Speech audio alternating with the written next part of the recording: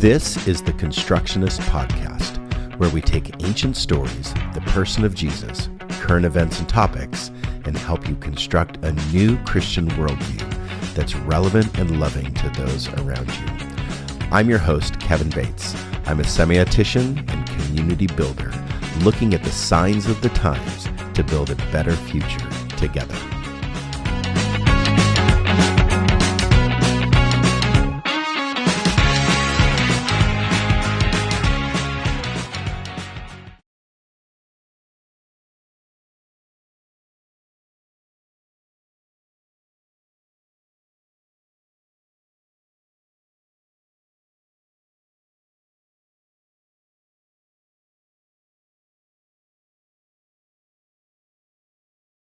Be up on our social media pages and also our website at resonatechristian.church.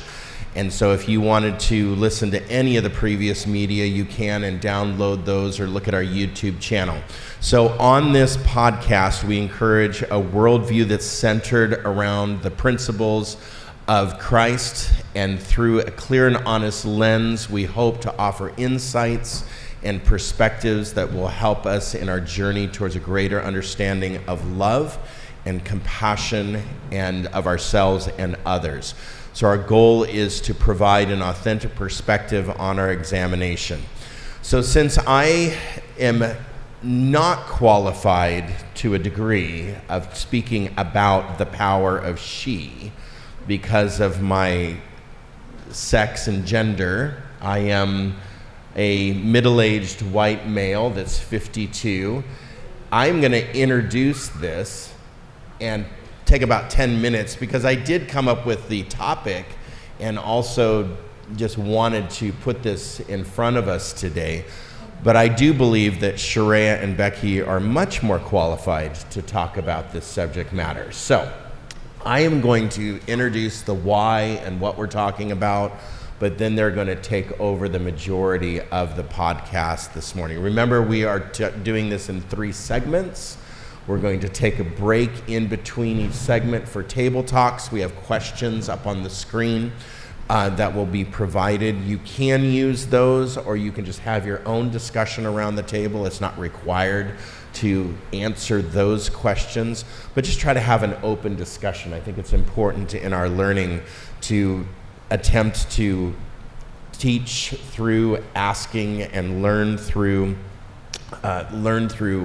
open dialogue. So courageous leadership, the power of she.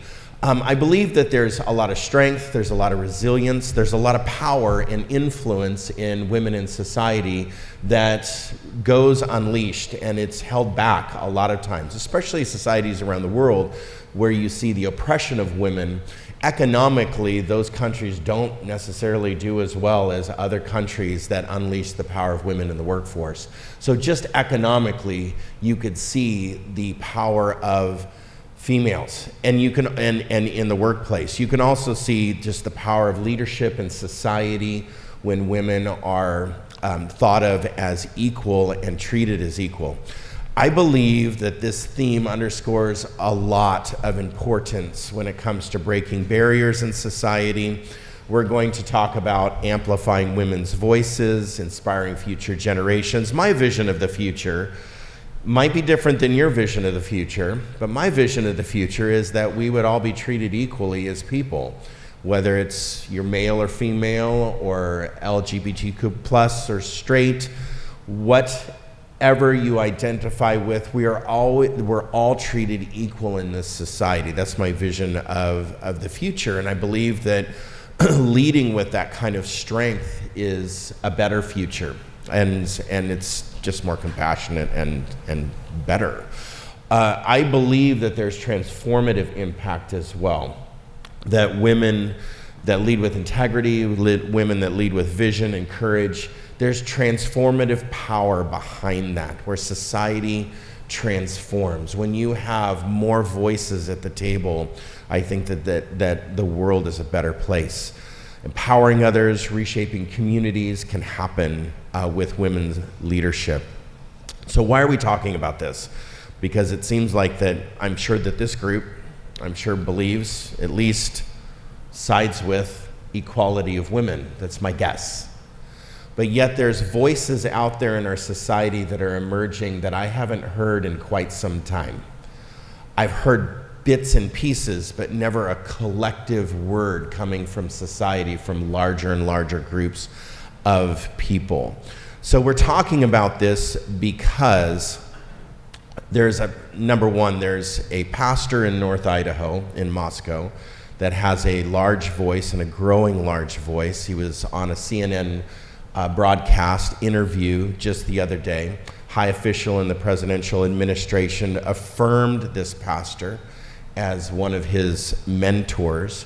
And so the person's name, Doug Wilson, he identifies as both a Christian nationalist and a believer in biblical patriarchy, basically advocating in our society and our structure around male leadership and Christian governance in society. So this person or this church's theology, this group's theology, is motivated towards a patriarchal structural governance and also a Christian patriarchal governance in our society. So in this CNN interview, I'm not saying anything that's not in this interview. He was very open about his belief system. He expressed support basically of a patriarchal United States where women come under the leadership of men in the household, and then there's a household vote, that women lose their right even to vote in our society.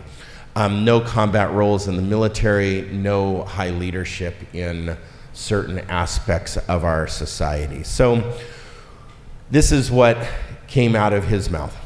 Women are the kind of people that people come out of. When asked, did that mean just making babies? What did that mean? He responded, it doesn't take any talent to simply reproduce biologically. They are the chief executives of our homes. So they're entrusted with 3 or 4 or 5 eternal souls. Basically, that is their job. That's what he was communicating. So he maintains that women should submit to their husbands, and they're the leaders of the home, but also the church, also society, and also our government.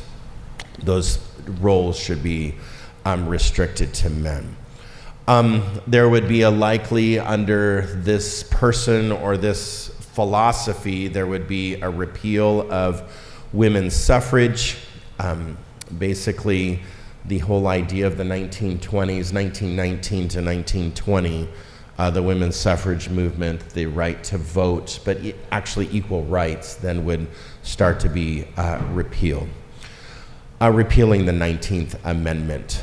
So when somebody like this gains traction, of any kind of traction, right, I believe that bumps up against the Equal Rights Amendment that President Biden did an executive order to ratify. Now, there's a challenge with the Equal Rights Amendment, and I don't know if you know the challenge behind that amendment, but that amendment says that you can't discriminate against anyone based on their sex.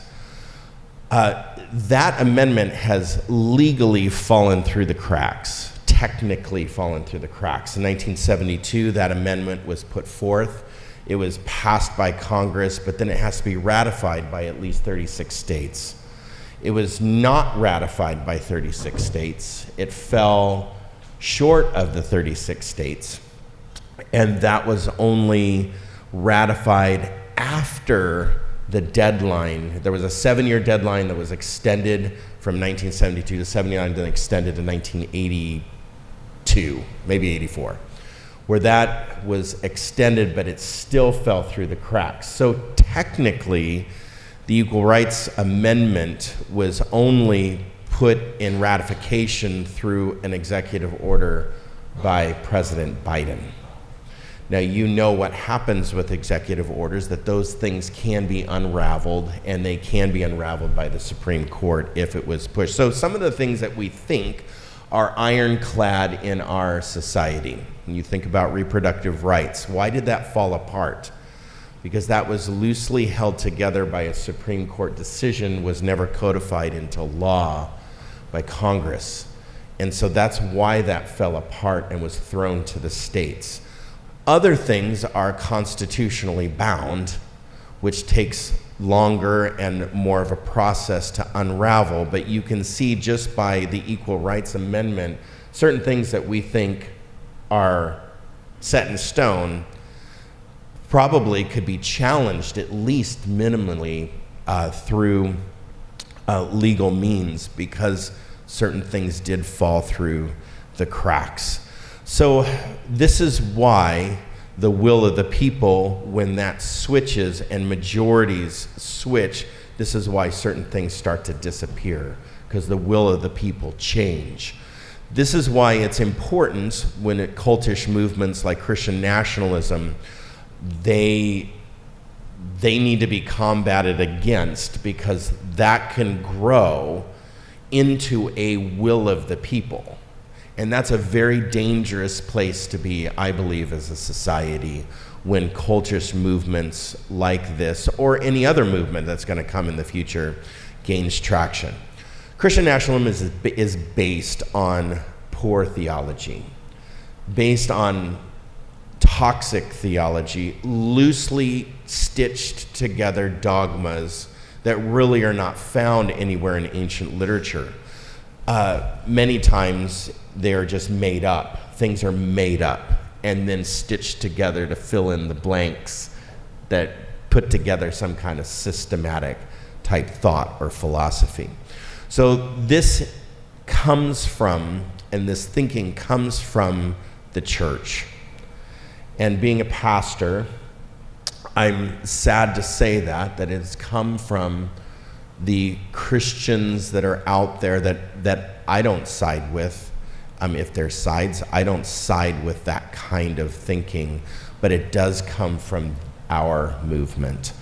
And so I believe that it's important to combat such things being a part of that movement. So Sheree is going to take it, and she's going to explicate some things, and that's why we're talking about it. That's what we're talking about loosely, and they're going to take the rest of it. So thank you, Sheree, and thank you, Becky, for leading us out this morning. Okay, so I want to start with a little honesty. I'm feeling a little bit prickly about this topic this morning. I've been in situations where theology in particular, it's treated like this abstract, hypothetical logic exercise, because oftentimes for the men it is. It's just a way to practice your debating skills. But this is my experience. This is what I live every day. And it's kind of exhausting to have to argue my right to leadership, to know things, to be an expert. To defend yourself. Mm-hmm. Yeah. Mm-hmm. So that's where we are today. Well, thank you for being here, even with that. Oh, yeah. Yeah. I just might be a little sassy. Please. Yes. Bring it on. So the theology around whether women should be in leadership in the church and all of that, who's in charge, this isn't a new topic for our community, and so I don't want to get too granular in the details of what individual verses say. I think it's really easy to make the Bible say what you want it to say. You can find support for whatever you want. So rather than get into that, I'd like us to take a look at our lens and where we're coming from. Verses that are used to keep women subjugated, things like women should be silent in the church, or things like wife should submit to her husband. All of those were written to a specific context, a specific place, a specific time, and a specific situation in that place and time. I think it's important to stop and ask the question, who benefits from this interpretation? And then, it's all based on upholding hierarchy, upholding patriarchy. And so if that's your value, that's where you're going to land. If that's not your value, then we need to look at another way of doing things. So I want to affirm what's foundational, not necessarily what's contextual. So we know that in the beginning, all humans were created good. All humans were created with agency, and we were meant to work in partnership. I think one of the things that I find kind of beautiful, when it said that Eve was taken from Adam's rib, one of the ways that word rib can be translated is actually side. And so you can find these artwork from the Jewish tradition that shows the original human, the Adamah, as basically a hermaphrodite, having both parts. So it's not necessarily that man was created first and then woman came out of that, is that there was this whole picture that was then put into two beings. And I think that's really beautiful and kind of highlights that idea of partnership and equality. Functionally, we can look at what women did in the Bible. There's some pretty heroic stories there that are inspiring. Or even Phoebe, who's not generally, like, there's no stories written about her, but as the letter carrier of the book of Romans, she was like the original preacher. And Romans is considered one of our most theologically dense books in the Bible. So she had some really important things to say. She was trusted with that message. She was trusted to interpret it to her community. So that's what I got on theology. I really love what you had to say there about the side by side, and that all of creation was put into one being that were then separated into two beings, because two are better than one. That more could be accomplished in the world with two people working together, two humans working together.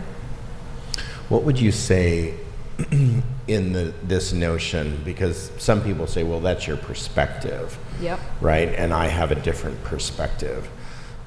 Yet I think this goes beyond perspective, because I can put together dogma that's not even evidenced in ancient literature or of any kind. Sure. And I can base my dogma, based on some This one person guess, in English conjecture. says this, so Right. So what would you say to somebody that says, well, that's just a different perspective? yeah, but it's a researched perspective. Right, okay. I mean, honestly, if you just take one layer off of complementarianism, that's what they call that viewpoint, where a woman is complementary, a complement, or subjugated. Not a lot of layers to that onion. There's not a lot of layers to that to get to the core of the toxicity of that. Yeah. Well, let's move to then the subject statistics, matter. yeah. Let's go to the statistics, because we do have a lot of statistics to show you to evidence this notion that, more than a notion, the fact that women do fall less than in society statistically, which is pretty horrific to actually witness. So So I want to set the stage with some perception. So according to one study, students were asked to evaluate their perception of who talked more in a given discussion. And while women were pretty accurate in their assessment, men estimated that the amount of talk between men and women was equal when women talked 15% of the time. They perceived the discussion to be dominated by women if women talked 30% of the time. can you repeat that? Yeah, I can. I'm trying not to talk too much. Yikes. Because I'm a talker. Say it again. Men perceived that the talk between men and women was equal when women talked 15% of the time. And they perceived the discussion to be dominated by women when women talked 30% of the time. Something I've seen online that is very fun, I'm in the knitting community, and so folks will make things like temperature blankets, and it's like a visual daily journal. You use a certain color when the temperature range is in one for your day, or if it's in the 40s and the 50s, then you use blue, and if it's 50s, 60s, you use green, and you do a line each day, and you have this beautiful representation of your year. I've also seen some very creative women who will sit in, say, courtrooms, for example, and use a different yarn when a woman is talking versus when a man is talking. And at the end, you have this representation of what occurred. So just gonna toss that out to the beauty and creativity of women. Let's talk a little bit about money. So in the last 20 years, good news, the wage gap has narrowed a little bit. In 2003, women were paid 81 cents for every dollar earned by men.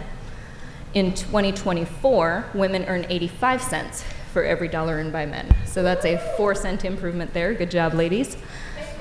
For some perspective, according to Data USA, which aggregates and visualizes US government and census data, it's a very cool site, check it out. The average income earned by men in Sherwood is $83,098 per year. So if we were to take 85% of that, that would be $70,633 per year. And for what it's worth, the actual average income of women in Sherwood is $48,197. Wow. So keep in mind that 85% is an average, so women are earning a span, not just that number.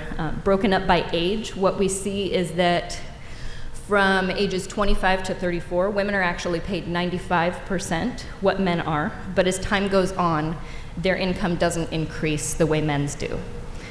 This trend can be seen across the last several decades, and it's also worth noting that women with bachelor's degrees experience the same wage gap as women who don't have them.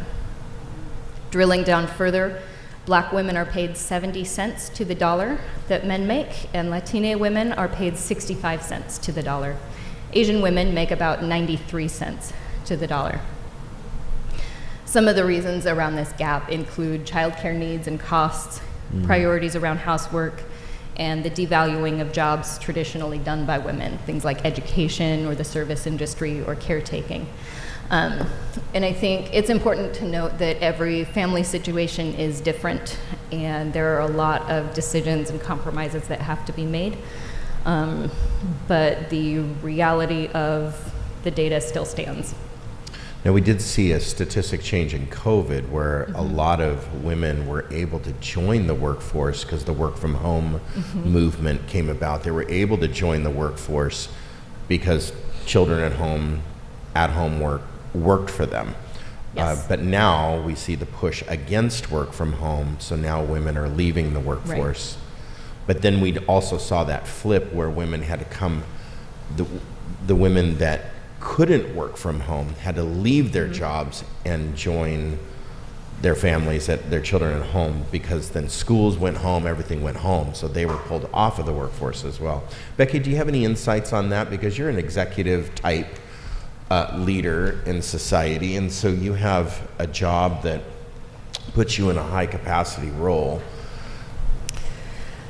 Yeah, however, in the field that I work in healthcare, there are typically more women in healthcare than men. And specifically, I work in senior living. There are also more women in management roles than men in healthcare.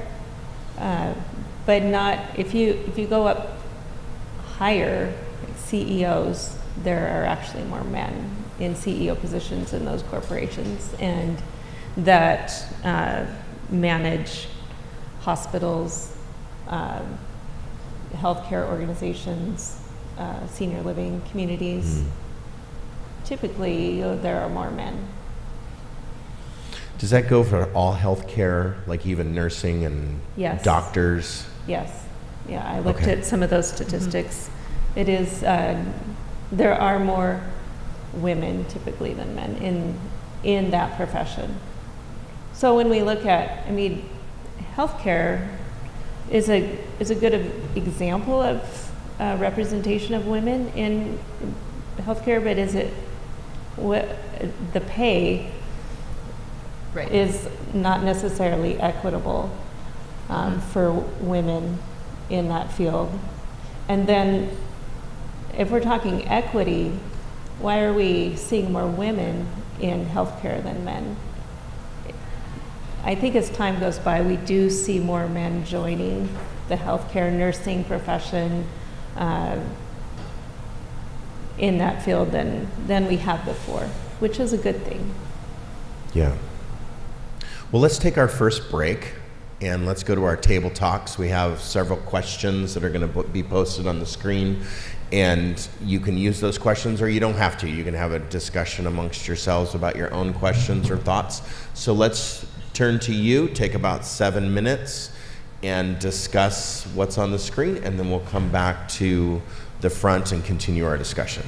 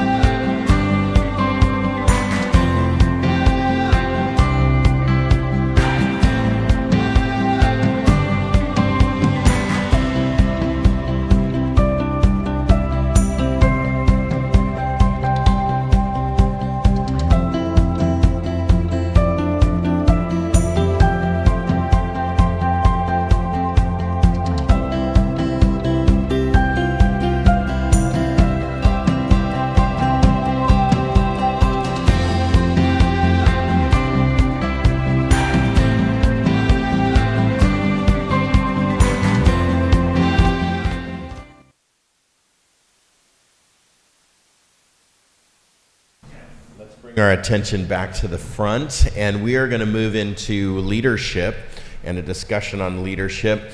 I'd just like you to answer this question. Where does the idea in leadership that women are more emotional than men, therefore they are not qualified to lead? I have found that that's a rhetoric out there. In my pastoral work, I find the opposite, where men are much more emotional than women, stereotypically, but men bottle it all up, and then express it in anger and violence. So, I think, would I rather have, yeah, tears or violence? I'm just confused about that, where that comes from. I think we have this idea in society that anger is not an emotion, so it's acceptable for men to express. That's like the one emotion you're allowed to have. Right. Huh? Unless, yes, of course, no, women can't be angry. A woman can't be angry, is that what you just said? Yeah, but that was the sass That's talking. too emotional. Oh, okay. A woman's anger is too emotional, especially in the workplace. Got it. But that was just said. When we're talking emotion, though, what are the emotions that are good that can come from women in leadership? Empathy, compassion. It's not. And is that really a male versus female emotion? Empathy and compassion are not. They are not at all. It also comes down to different personalities within the workplace. Something we do with the company I work with, all of our leadership goes through extensive personalysis and personality testing, and we learn about ourselves, and we learn about each other, and what strengths and gifts we all have to bring to the table and to the team, male or female. So, yeah. I would say that in my experience, just my lived experience, and this is going to be a generalization. You're right. I don't think that empathy should be just a female trait, or compassion be a female emotion. Yet I find not stereotypically, but generally, women are more empathetic and compassionate than generally men. Understanding, listening. I don't know why that difference is. If that difference is just my lived experience and it's not real. I mean, I do live in kind of a bubble sometimes. I have a theory. What's the theory? So, the only emotion men are allowed to express is anger, right? Right. Sometimes you guys get scary when you're angry. Okay. So women learn how to de-escalate. We learn how to be compassionate. We learn how to be empathetic. We learn how to turn the temperature down because it's safer for us. So out of necessity. But also out of necessity, since women are seen as the predominant caregivers of children, that there would be more compassion, empathy, and understanding, listening, trying to navigate through raising children as well. Okay. That makes a lot of sense. And unfortunately, it was just said on an interview, national interview, that women shouldn't be in high-ranking governmental positions because they are more emotional, and that's why I brought that up. It's like, where did that even come from? And why do we have that, I guess, that perception that this emotion is good and this emotion is bad in the sexes? And those traits that are good for raising children, I mean, honestly, aren't those good in developing teams and listening, relationships, listening in the workplace, listening to your coworkers, listening to your colleagues, just developing a healthier, more robust work environment. Statistically, that's proven that produces better teams and work environment. I think we fall back and revert back to what we know, and that's the 1950s dominant male with this certain machismo, might makes right type of thing, where we're supposedly the more bravado I have, Right. the better leader I have, even though I'm off the rails, in my... And studies show that collaborative decisions are usually more correct or more healthy or more successful, efficient, Right. rather than having one person making all the decisions. I think when it comes to leadership, the topic we're moving into, I think that just for men, and I'll just speak for us in the room, I think men are prideful generally. Men struggle with pride generally, and we're afraid that you'll outshine us, that you'll say better, you'll have better results, you'll be better at the job, so therefore I have to speak down to you in order to make sure you're not better than me at the job, even though you have better conclusions and you're better thought through of this problem we're trying to solve. I have to come up with the solution because of my pride. Let's go into leadership. Question, Yeah. let's take it. Just a quick one. I was just going to ask, there's that bullet about once a month, and they use that concept. Oh, yes. You know what I'm talking about, right? Yeah. Oh, yeah. That, I find it ridiculous, but it's a real thing too. Right. So how do we, the question from the crowd is, when we have that argument that women shouldn't be in charge because they're more emotional, and inevitably someone will ask, okay, what time of the month is it? Are you on your period? Right. We have another question. Yeah. Yes. Yeah, so Yes. if you look at a graph of hormones over time, women's do across the course of a month. Technically 3 times a day. Yeah. Men's testosterone. Daily. Yeah. Testosterone release is, once in, you build it over the evening time or the night time when you sleep, and then you have testosterone releases through the day. So that's why many men struggle in the afternoon, Right. because they're just getting, sluggish in the afternoon because they burn through their testosterone. So maybe the snappy response is, isn't it your time of the day? Yeah. Well, and it's also statistically, we know this just biologically, that a male's testosterone slowly just declines over their age. And so when you're at 1,000 or 1,200 at 21 years old, by the time you're 50 and 60 years old, the chance of you being down to 300 units of testosterone is great. And so this is why going into your 70s, 80s, and 90s, your skin starts to turn pale, you get the stomach, the bloated stomach, and things happen to men because their testosterone is continually declining. Right.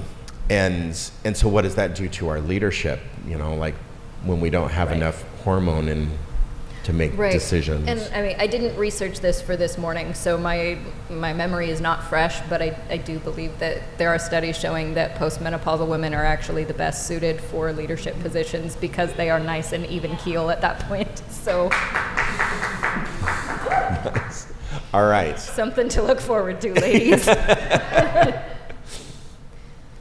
Go ahead.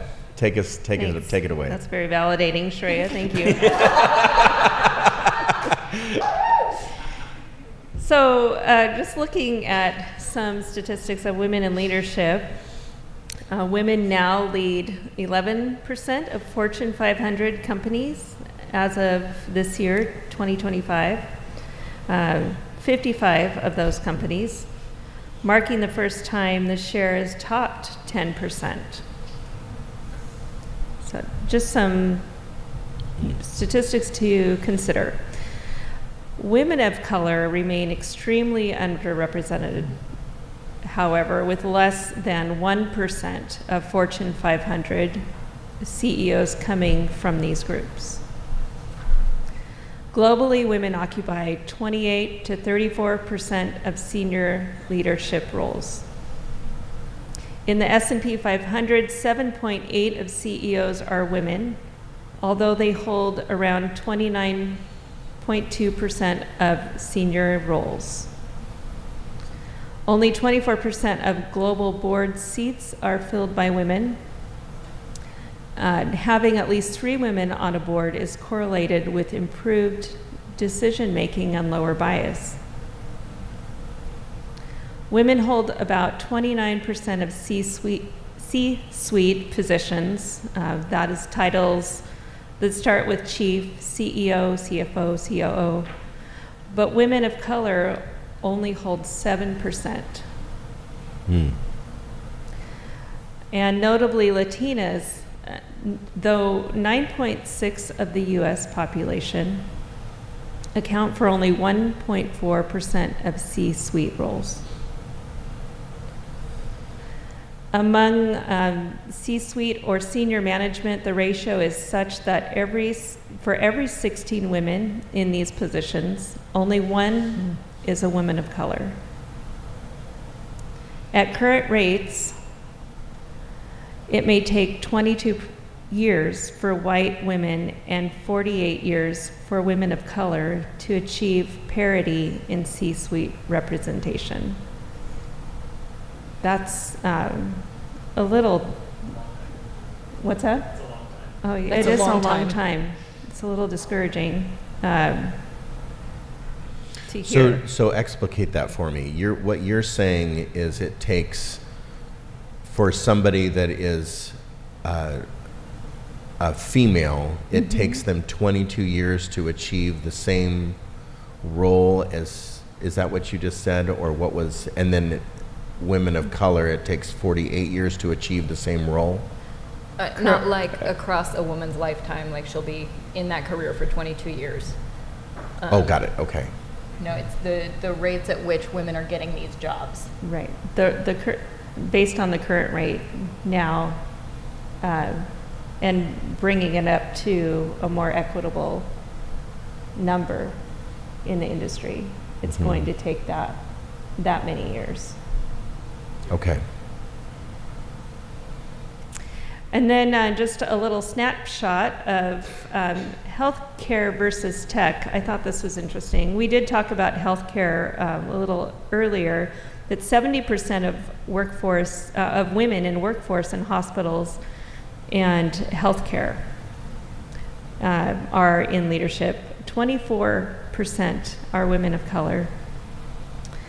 And 55% of women are in, that first number was just in the workforce. 70% of women are in the workforce, and 24 women of color. And then looking at senior leadership roles, 55% of women are in senior leadership roles, so a little more equal between men and women, but 20% are women of color. And then the numbers just drop down even lower for CEOs in healthcare. 15% of women, but 4% women of color. Compared to the tech industry, 10 to 11% of women are in senior leadership roles globally in tech, and less than 5 are women of color. 17% are CEOs, and very few are women of color. I couldn't even get a percentage on that. So we have a ways to go. We really do. But I'm hopeful that as we continue having these conversations, and as women are feeling more emboldened to step into who they believe they are created to be, and what they're bringing to the table, that we'll begin to see a more equitable workforce. I'm hopeful, but it is discouraging when there's tropes and things out there that are trying to say otherwise. Can I share an anecdote that kind of illustrates that bias in hiring policies? So I don't remember like numbers, but it was study or whatever looking at orchestra auditions, and that disproportionately it was men who, won the audition, got a spot in the orchestra.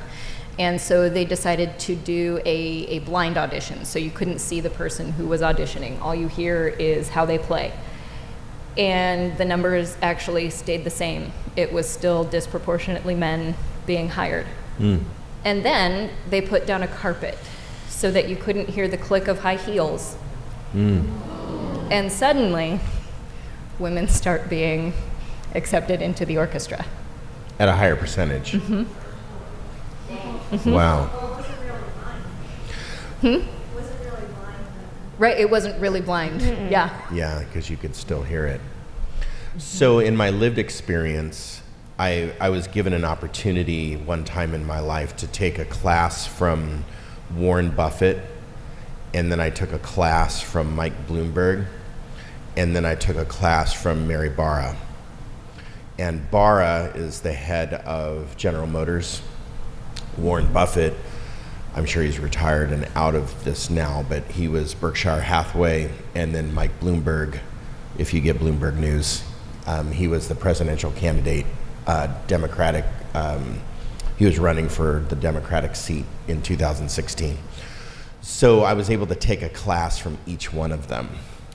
And it seemed like in Barra's discourse, she definitely emphasized, being a CEO of a large company, how she had to over-try, like overly perform, like a large percent to even get into that role. It was a complete overdone, performance. So in order for her to achieve that, her performance rates, like at the lower levels, when she was just like in an executive role or a vice president role, she was overperforming beyond the men to get into the role that she is now. While Mike Bloomberg, of course he's, in his probably his 70s now, definitely had a loose, the guy couldn't talk himself out of a wet paper bag, but he just kind of had this loose discourse. He just talked very just kind of like he didn't almost care about achieving what he achieved, when Mary Barra really spoke like she really cared about what she was doing. It was a huge difference. Talked about it in our class. I was able to 20 years ago, maybe even longer, 20 some odd years ago, I was able to take a leadership cohort class with a group of people that had the CEO of Alaska Airlines and the CEO of Electrolux Vacuums. And the CEO of Electrolux Vacuums, female, compared to the CEO of Alaska Airlines, there was a huge difference. When you're in a small cohort of people, you see these differences of where this CEO has this nonchalant, I don't care attitude, I just kind of fell into this position, while the Electrolux Vacuums female employee definitely has this over care and over try for her position. I mean, it was just you could just see it just come right off the page. It was wild. Yep. Yeah. Do you want to get more into statistics? Do you have some more to share? I do. Yep. So if we're looking at things at home, on average, women spend twice as much as men in healthcare and child work, or healthcare. What am I even saying? Women spend twice as much time as men on childcare and household work. All groups experience what is called a free time gender gap, with women having 13% less free time than men on average. Interesting. Mothers spend 2.1 times as much time as fathers on essential and unpaid work of taking care of home and family. And married women without children spend 2.4 times as much time as their male counterparts on household work. Even though both are working and there are no kids to take care of. Yes. So dinks, Yes. double income, no kids. Dinks, there's still a 2.4. Okay. Yep.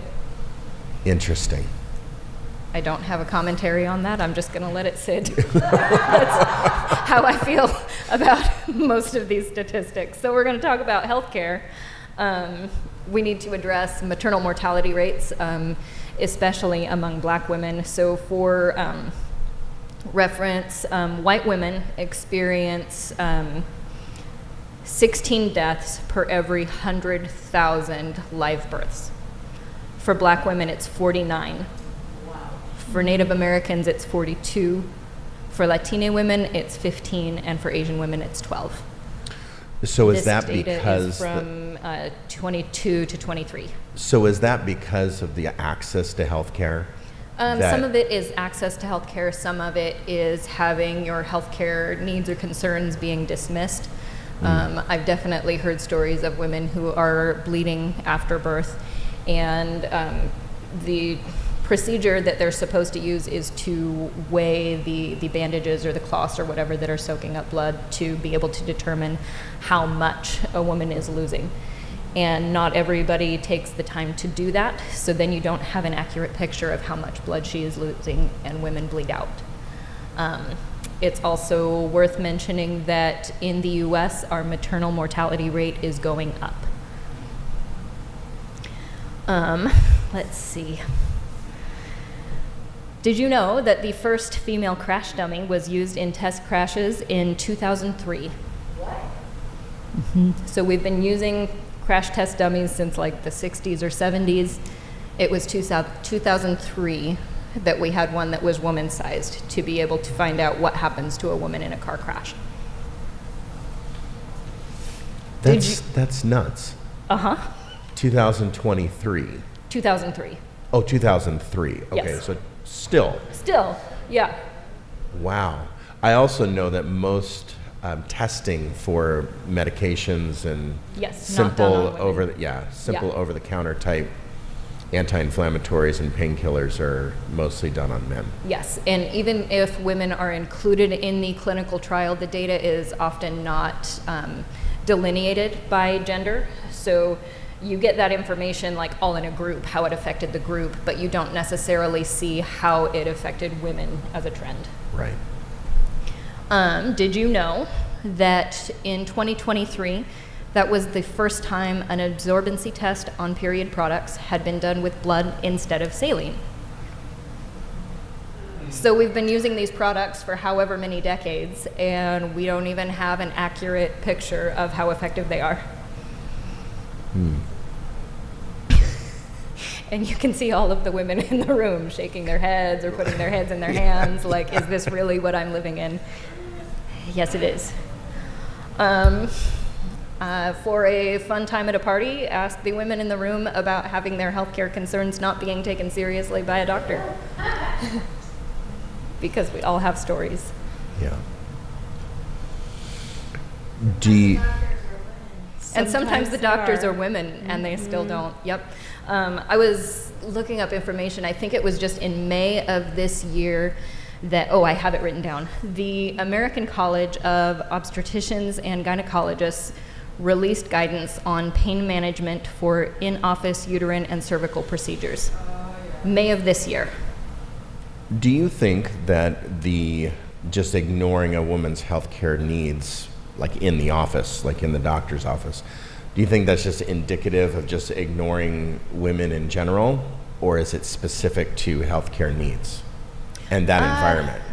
I think it's women in general, but I think a lot of it is tied back to this idea that women are being hysterical or emotional, or you're making it up for attention.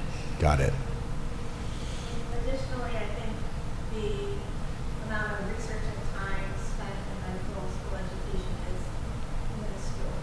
Yeah, that's a good point. The amount of data and time in med school is minuscule, focused on women. It's mostly focused on men.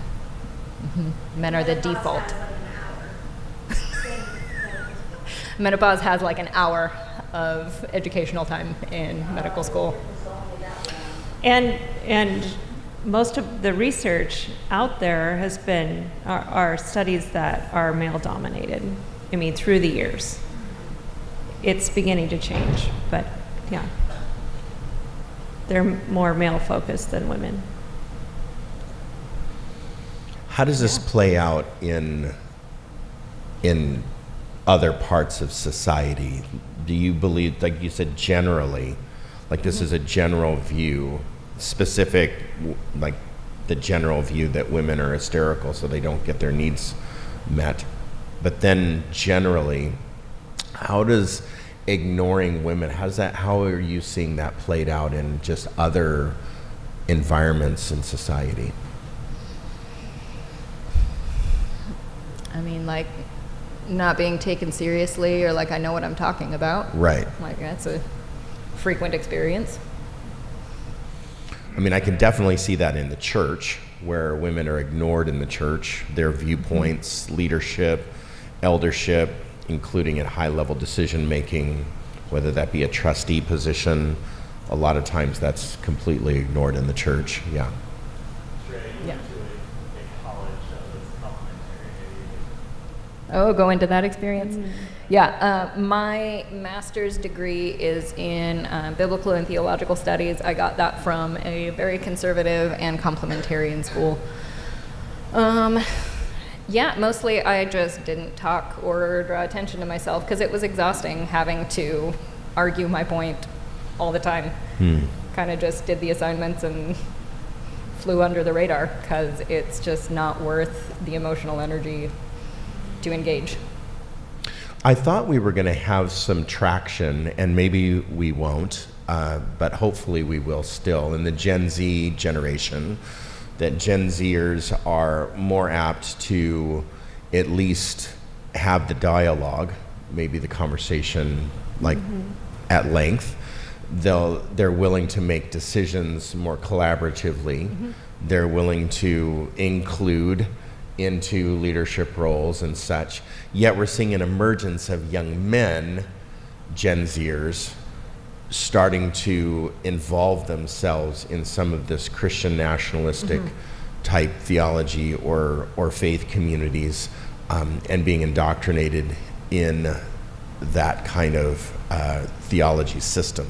So we'll see how that plays out. But I have read some things that Gen Zers are more apt to at least have the discussion of equality and bring that dialogue to the table in different environments outside of the church, especially. So Here's hoping.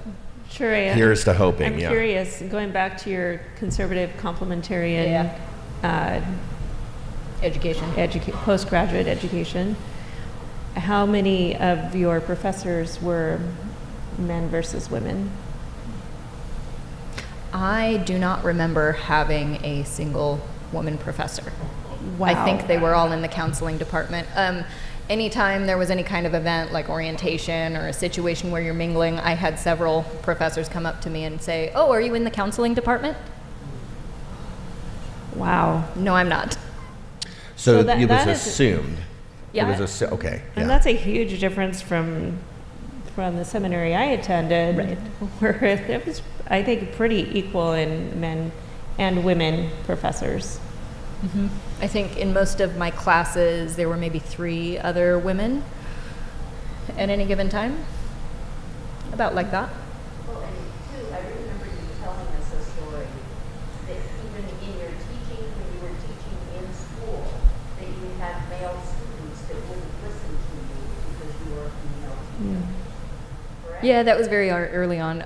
I taught Bible at a private Christian school for 7 years, and early on, like the first year or so before I really got established in the community, I did have some male students who really didn't want to hear what I had to say because they didn't have to. High school. It also makes me think back to a little further back in my experience. When I first attended college in a theology program in a very conservative complementarian school, I was one of 3 women in the theology program in that school.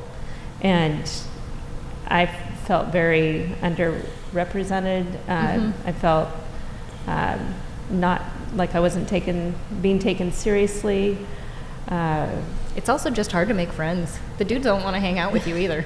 And I did not stay there. I lasted 2 semesters and that was enough.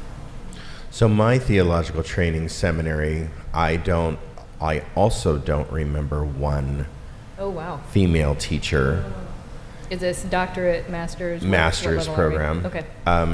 I don't remember. It's a famous school that everyone in this room would recognize. Very complementarian in theology, yet they would talk about equality and women's equality. The professors would talk about it.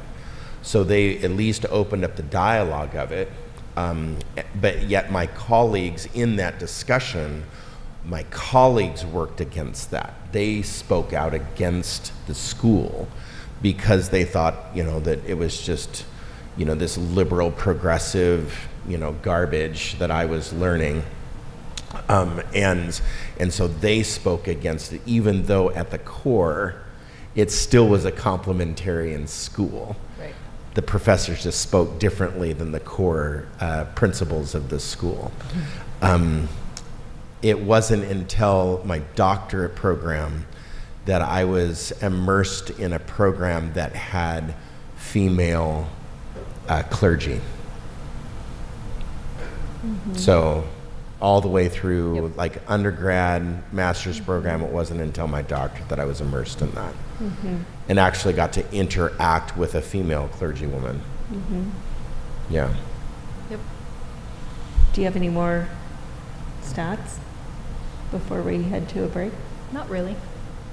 There's All always right. things we could say, but we Totally. don't need to. Well, let's take another break, and then we'll come back for our third section, and that will be concluding and kind of landing this plane where we want it to land.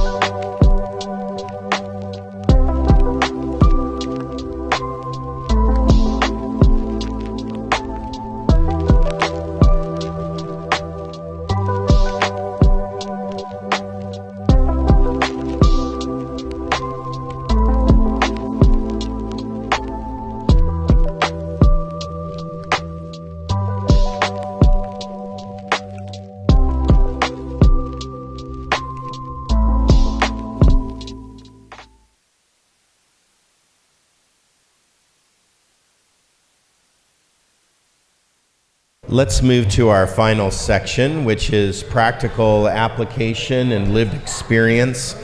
We've all lived that experience, not all of us, but we all live in this world. We live in this world, so we've seen the experience at least when a woman will go to the mechanic and she will ask for something to be fixed, and then she will receive the list of all the things that need to be fixed that she wasn't aware that need to be fixed.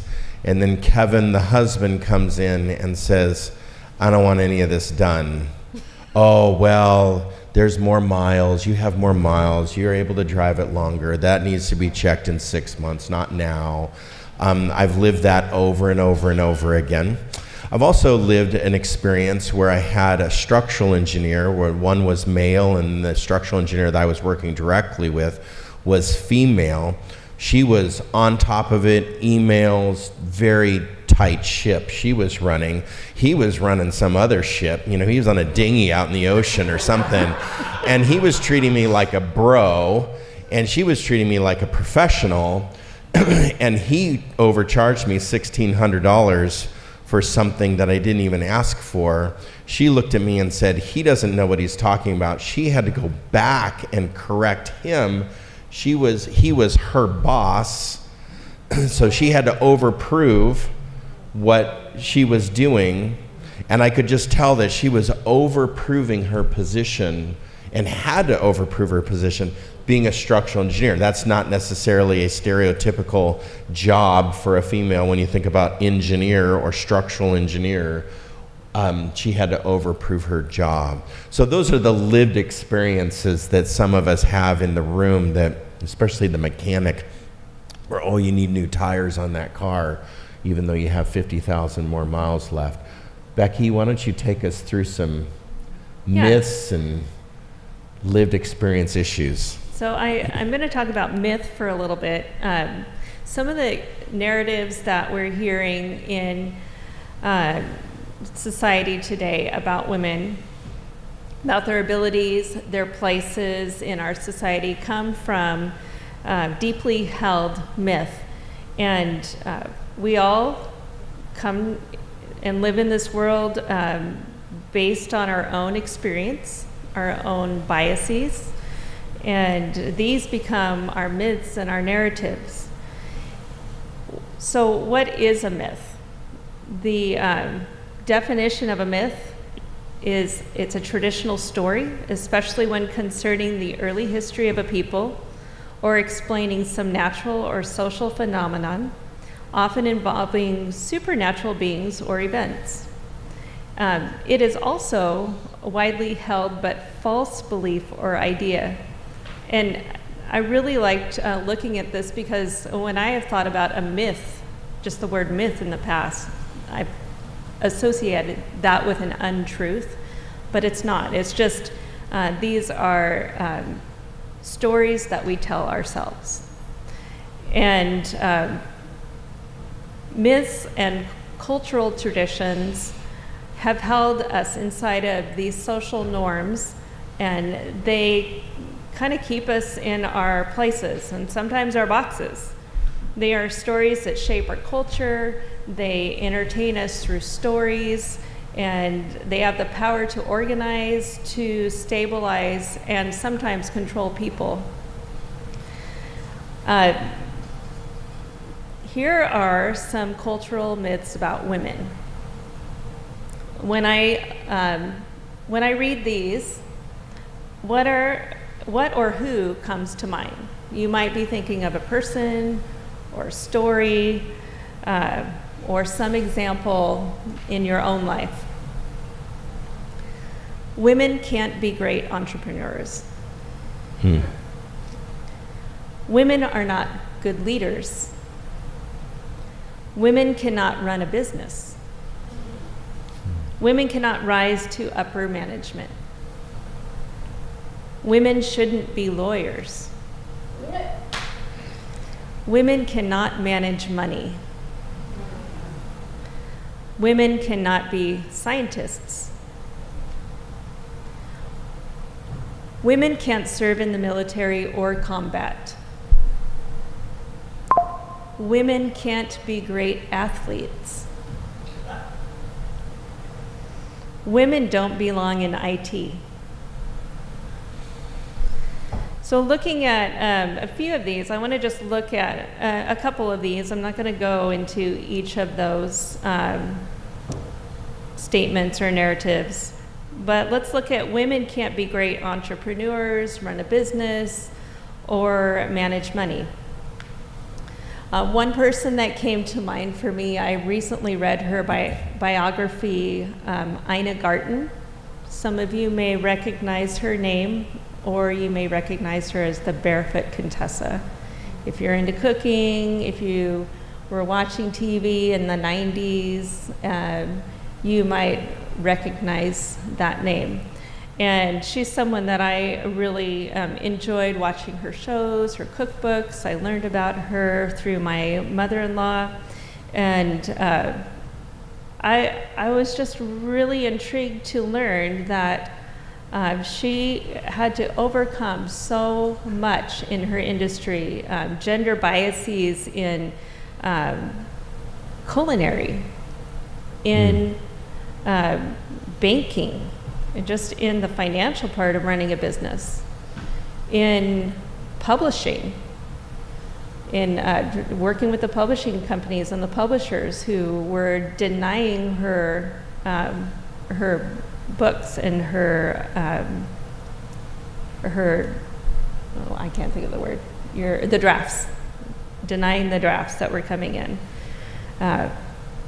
She also acknowledged her own internal biases because she grew up in a world where women didn't work, or women were at home raising the kids.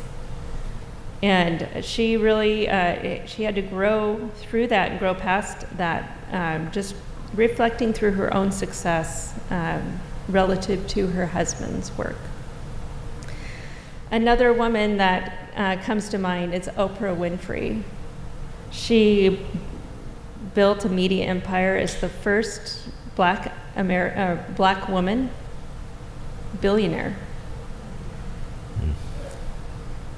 She broke boundaries and barriers in an industry traditionally dominated by men. Janet Yellen, talking about finance, she's best known as the chair of the Federal Reserve and now the U.S. Treasury Secretary. She's also a trailblazer in economic policy and global financial leadership.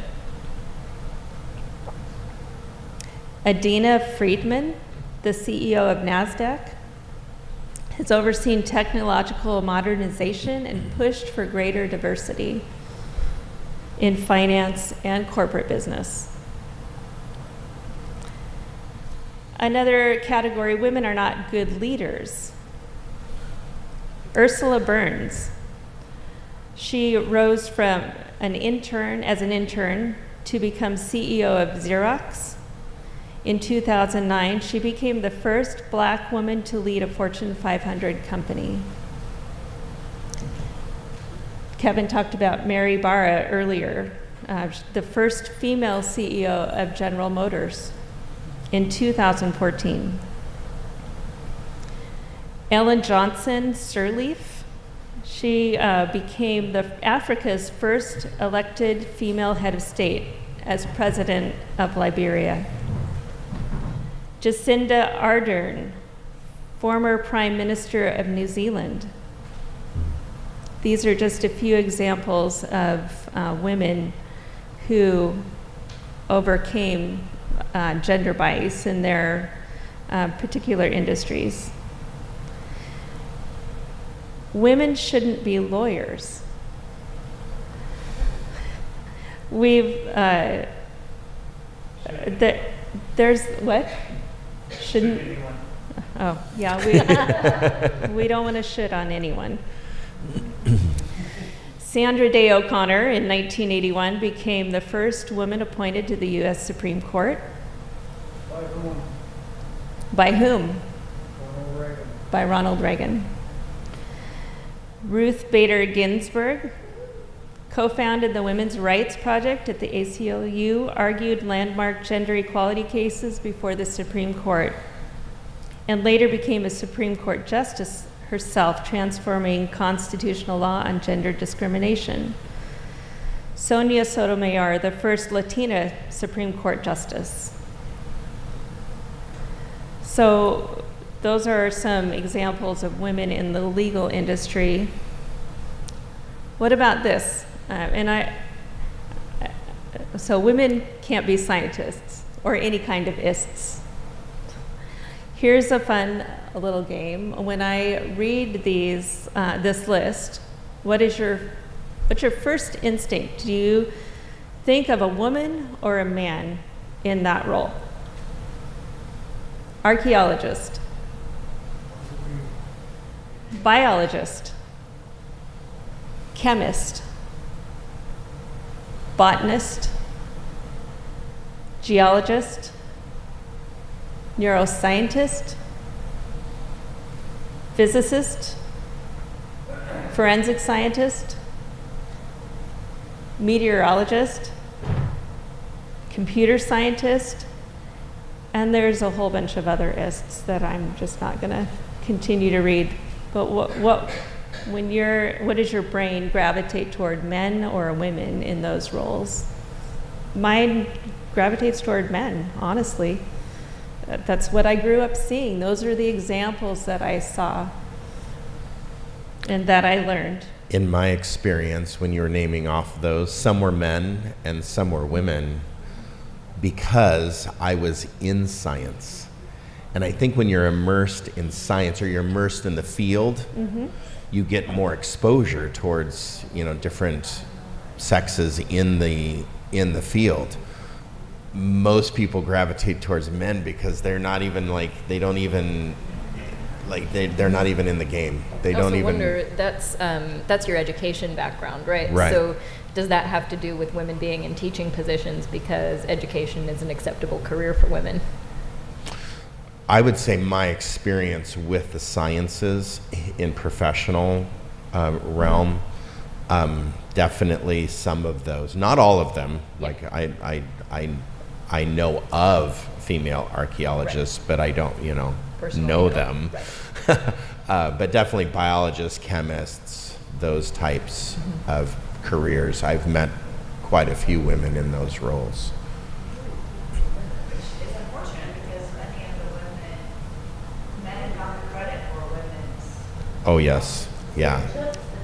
Yeah, let's say that in the mic. So the comment was that it's unfortunate because many of the women got the credit for what, or Other way. Many of the men got the credit for what the women did.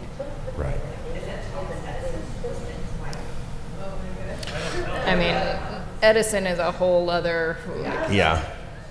There's quite a few scientific research and inventions that were authorized but basically took the credit by the men. We did live in a society where women's research and all of that wasn't accepted because it was from a woman. So I would say yes, and the men took the credit. I would say we lived in a society where women weren't given the credit. So it was a societal challenge and problem that we had all across the board. Or your only way to get your work published is to put it in your husband's name. Right, correct, correct, yeah. Yep. So, okay, moving on to athletes. Women can't be great athletes. In 2013, British tennis player Andy Murray was heralded across media for ending Britain's 77-year wait to win Wimbledon, when in fact Virginia Wade had won it in 1977. 3 years later, Murray was informed by a sports reporter that he was the first ever to win 2 Olympic gold medals. And thank you. Oh, here we go. He was the first person ever to win 2 Olympic gold medals in tennis. Murray correctly replied that actually Venus and Serena had won 4 each. Wow. And then in the U.S., it is truth universally acknowledged that its soccer team has never won the World Cup or even reached the finals, except it has. Its women's team has won 4 times. I think we need to start talking about male sports.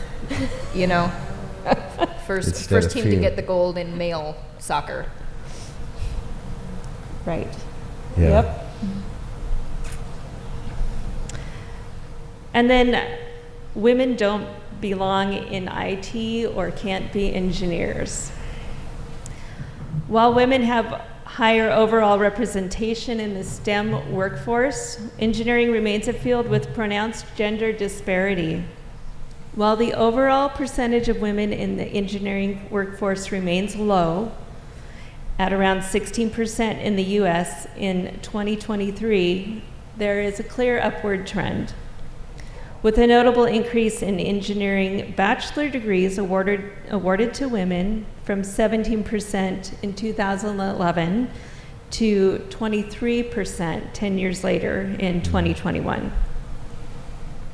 So efforts to break these gender norms are continuing as women increasingly pursue engineering degrees and entering the field, although they face challenges like discouraging work environments and the need for more diverse leadership positions. Yes? When I was a mechanical engineering intern in 2005, I had a senior male engineer walk into my office and tell me, my wife was an engineer once, but then she realized it's good for men. You should think about that.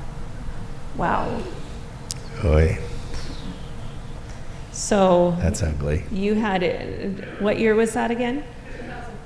2005. 2005. You were told by your senior, sorry, there's a fly, senior supervisor, or just a, I didn't know enough to think, hey, I should probably figure out who he is. so he was just a colleague, but a senior engineer, and he said that his wife was once an engineer and she realized that it was better to stay home, and he told you to think about that. I hope things that are changing in that industry. It sounds like at least more women are getting the degrees, which is a good thing, and hopefully there are more opportunities for women to get those jobs and stay in those positions. As we approach an hour and a half for our podcast, which there's lots of information, do you have any hopeful conclusions through this to give us? Because some of these are daunting. You're giving us very signature good, like, women to, point towards. When I'm hearing the lies that are told, basically lies that are, this, you're the first to win this or get this. I mean, that's really discouraging. What is some hope that you can give us towards this subject and really this, I would say, societal crisis? Yeah, well, first, I think what these numbers reveal is that the glass ceiling is still powerful. Women are still struggling to break through that, and especially women of color. There's progress, but it's fragile. Intersection matters, and there is systemic bias and structural blocks. So what is the hope that we have?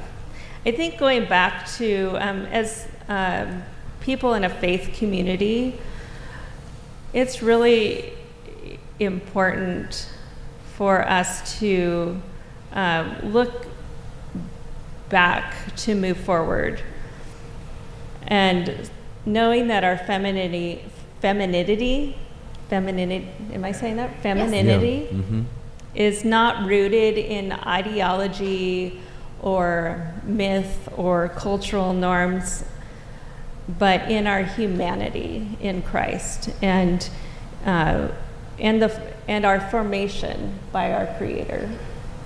And I think that it's important for us to remember that.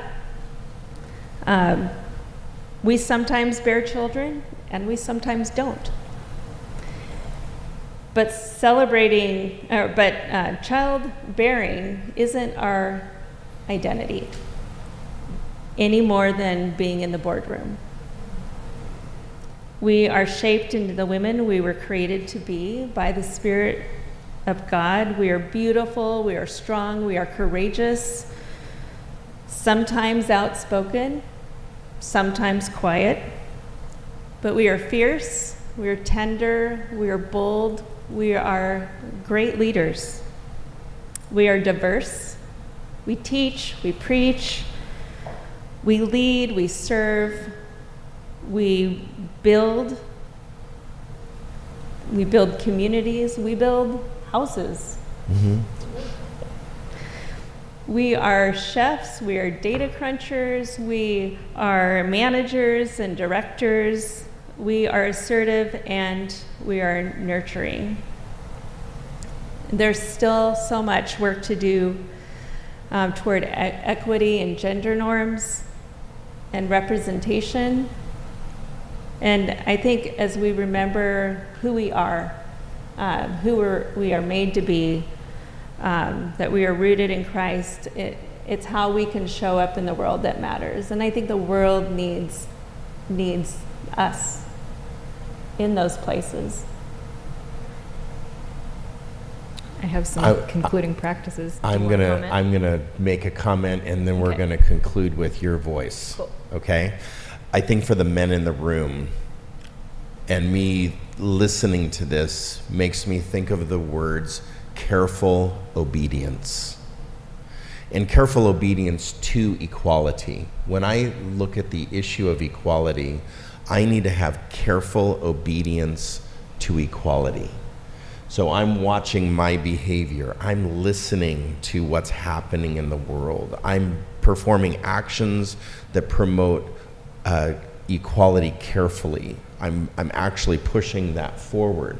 And I think that that's a role I can take in this, is to have careful obedience when Amanda and I have a relationship and she's saying one thing that maybe I disagree with. How does that play out in our marriage? Am I giving it equal weight and voice, or do I speak down or just ignore and think she doesn't know what she's talking about?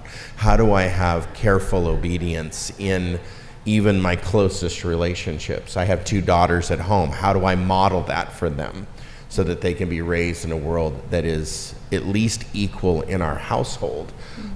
And they can be empowered through that. So I think that for me as a male, when I'm in the workplace, when I'm at home, when I'm on a construction site, that I have careful obedience to equality, and my choices and my decisions, all of that is weighted on careful obedience. Shreya, Yeah. land the plane. Okay, I want to invite us to a couple of noticing practices as a close. So kind of going back to where we started, take some time to notice your own perception of who talks more in a given situation. And maybe take some notes and see how well your perception lines up with reality. I also want to invite you to, when you're out in public, try and notice women's body language and when they seem uncomfortable.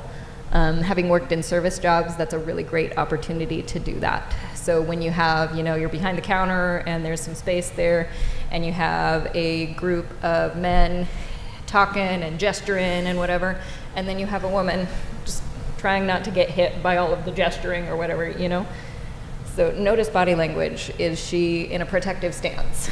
Is she looking down? Is she trying not to be noticed? Does she seem uncomfortable? And if that's the case, maybe tell the dudes to chill out a little bit, give her some space.